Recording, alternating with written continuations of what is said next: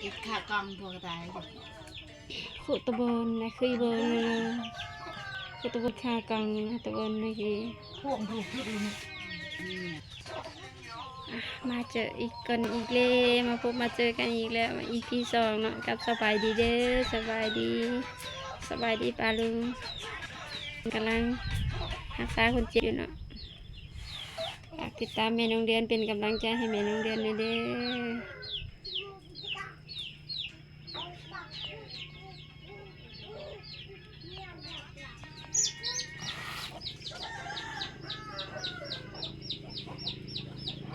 ก็เรื่องก็ขอวิชอันเวียเวีย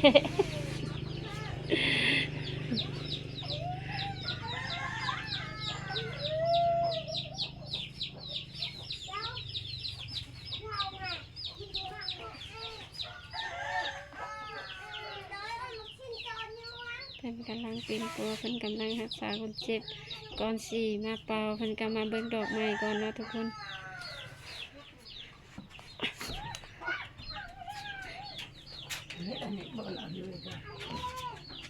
bơn ở lừa cái này là họ lừa cái này áp lực di cái này là aku chốt cái bánh là bánh rồi mà thầu mà thầu đọc cho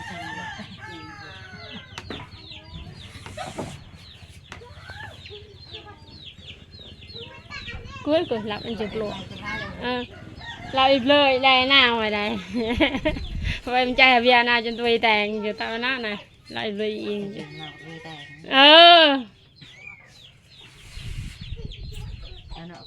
đẹp cần chuỗi chuối chứ ngoài chuỗi đẹp anh đi đẹp ăn đượcขออภัยเด้อทุกคนปาลุงภาษาบ้านแม่น้องเรียนภาษาชนเผ่าลาวเทิงเนาะชนเผ่าลาวเทิงเด้อ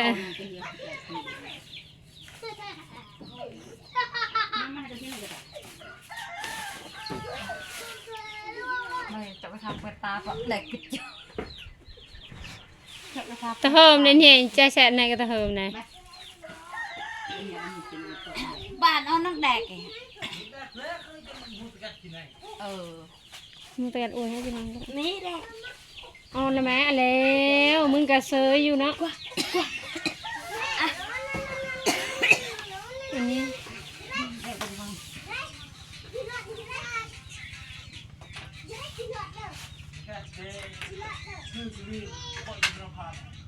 เพราะเดิมโอ๊ยบ่บ่บ่อีกค่ะแนวครับไม่แรก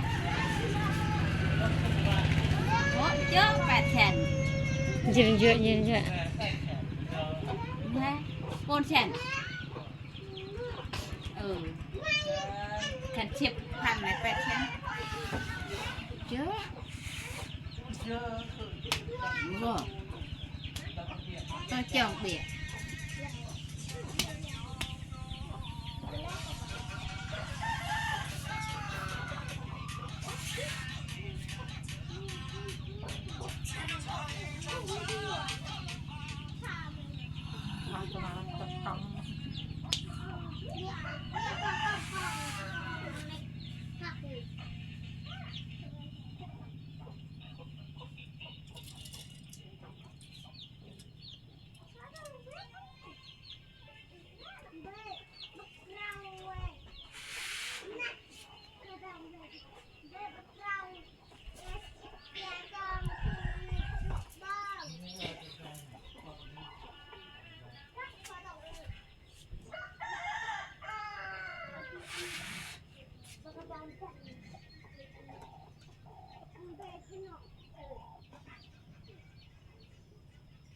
đi tới lên trăm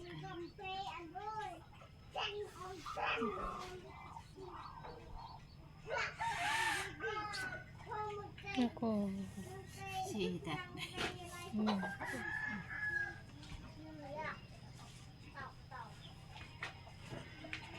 เบิ่งวิธีเพิ่นรักษาเนาะแม่หมอเพิ่นเสี่ยงเบิ่งก่อนเด้อทุกคนเพิ่นก็เบิ่งเทียนก่อนเดี๋ยวเพิ่นจังมาเป่ามารักษาผู้ใดสนใจก็มาเด้ออยู่บ้านโพนงามเด้ออยู่เมืองอาสะพรเด้อทุกคนสนใจบ่สบายสนใจอยากมารักษาอยากมาเป็นปัวน้ำเพิ่นก็มาได้เด้อ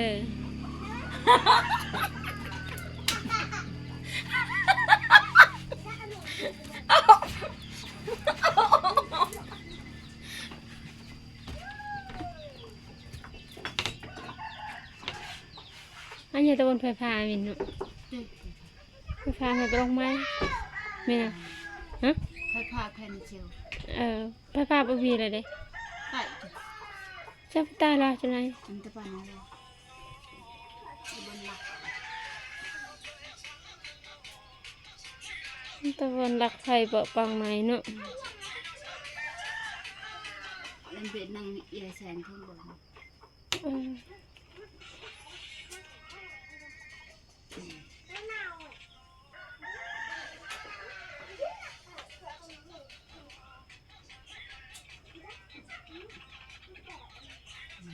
แม่จะมีนักการแม่จะมีที่นี่เป็นทุกทุกอะไร ว่าแม่เอง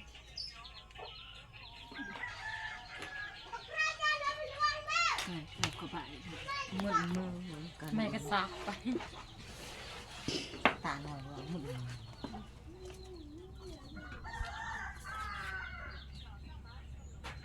จะทำไมนั่งอยู่ตานเขาก็จะอยู่บักกะจะโทงอ่ะปวดโทงชังอ่ะ ใช่ไหม ชังใบชา ก็แม่ไปจับตะกาขึ้นได้ได้จับแม่ตะกาขี่เชื่อได้ลุงเชื่อได้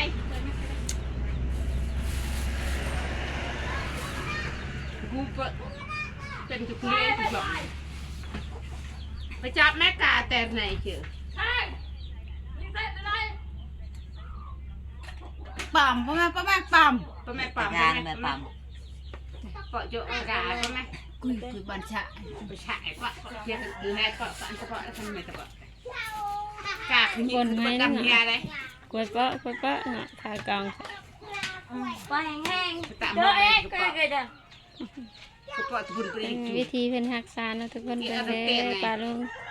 งะก็อันกลงกี่ ฝากเบิ่งแม่เพิ่นรักษาวิธีนี้แม่หมอวิธีเพิ่นรักษา เป่าไว้เวียเลยตะแกรงมุดกาเขาได้พูดได้เด้อขันอดกี่เด้อเป็นกระเป๋าทุทีปั๊บเลย ตอนแม่โรงเรียนบ่สบายแม่โรงเรียนโซเพิ่นก็รักษาแม่โรงเรียนได้แม่หมอ รั นี่ ก นะ เกลียแม่นเท่าไหร่ แม่โรงเรียนดีแล้วตอนนี้ทุกคน ก็เจอ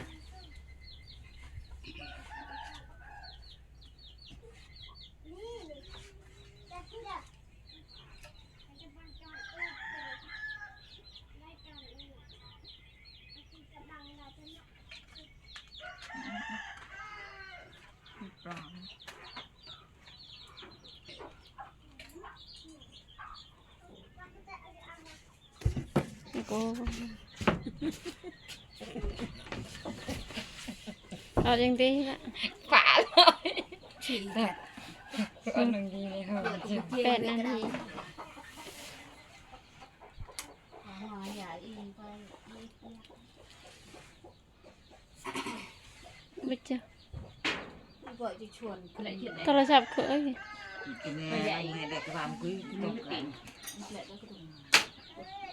นี่บัดกี่ย่างตา ก็ได้กระเป๋ากันได้กระเป๋าปิดแอบ ตาย ก็สั่งเอาเจ้ากระทาเปิดตาเป็นไงวะ วิธีเป็นรักษาเจ๊เจอแล้ว10 วินาทีจะได้เกาจ้ะ มันจะมอง เติมโปะตะเพิ่นสิเตือจนตะมุมเด้อเวลาเขาตะยาเปาะทายกองเวลาแบบเปาะตลาดนี่อันนั้นเยอะเลยจะกล้วยเหะอะไรมัวตานี่ หายกันเยอะเลย เอ้ยอะไรกันนึงเยอะอันที่คือกี้อันที่คือให้เบิ่งมือ บนกล่องไอ้กี่เบอร์นี่กี่เด้ เช้าไอ้น้ำบ่ก็ได้ เป็นให้แม่แม่เถอะนายให้แม่ไต่เอาคนเลือกก็ได้ ก็ดอง มาจูเอ็ดให้แม่ เองบ่มียังอันไหน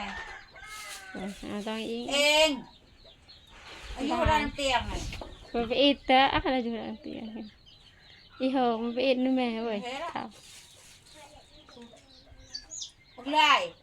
เป็ดเอาคนนั้นก็ล่ะ ไล่ วิธี เกี่ยว เป็น ข้า หัก กอ ษาง เนาะ ทัวมาเดินมันเอายานไว้ เอาเดินเอาเวียนเอาไว้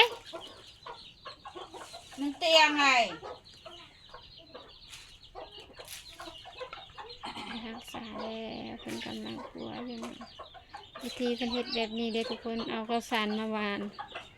ผีมันก็มากินบัดนี้นะ ปล่อยแล้วตัวผี แต่โรงเรียนบ่แม่โรงเรียนบ่เห็นเด้อโตมันเป็นแนวใด แต่มานักเรียนไม่เห็นตัวผีเด้อ เป็นตัวผี เป็นแม่หมอคือเพิ่นสิเห็นแล้วเนาะ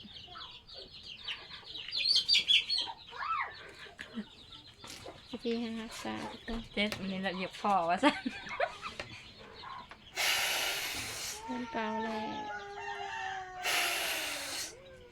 ระวังเด้อไปโดนเอาหมอทั้งเทิงนะคะมีหมอห้อยไว้หันเป็นหยังคงกินเลย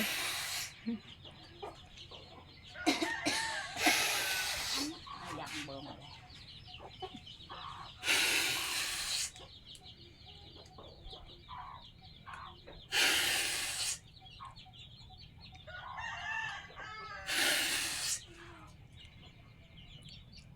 ไปเอ็ดเตียงให้เปล่าแล้วตอกเหรอ ก็ เพราะเชื้อ ก็หันก็เร่ง ทำจะเยินรุกวะ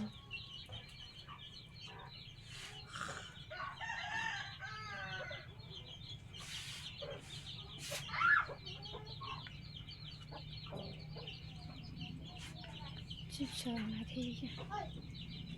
หมดละเธอ แล้วแมวกินยากิน ไม่ดี เออหันมาเราใหญ่ปะ กูตะบันแต่ฮันนั่นแหละฮันเบิ่มในการในทาง แทง เมื่อหันอะไร อืม นี่หันอะไรตลอดไหน ยับแต่กล่องเอาอย่า นับกันละ